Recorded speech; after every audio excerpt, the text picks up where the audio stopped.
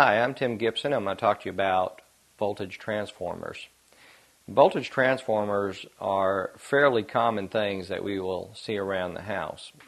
I have one here, and one of the most common ones is this is actually a charger for a cell phone.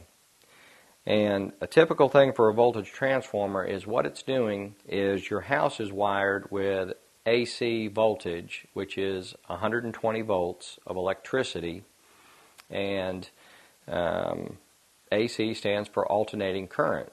And that is typically what we find. But we have a lot of devices that we use that actually run on direct current or DC power, which is what you find in batteries and things like that. So what this transformer will do is it'll take the AC electrical current and it converts it to a direct current so that you can either operate or charge something like a cell phone that runs on a battery.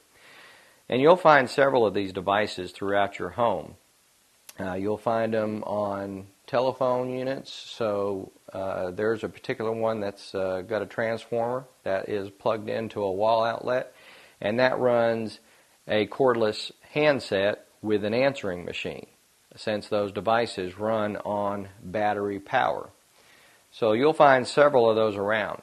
Now, one thing to keep in mind, a good tip, is that when you have a transformer such as this that is for charging a battery, keep in mind that whenever you have it plugged in, it is actually consuming some amount of electricity.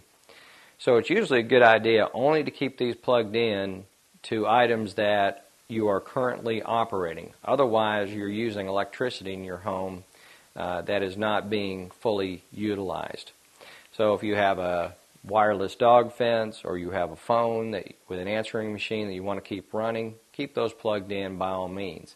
But if it's for a cell phone charger, when you're done charging your cell phone, it's usually a good idea to go ahead and unplug these from the wall. And that way you don't waste the cost of electricity. So I'm Tim Gibson with some information about voltage transformers.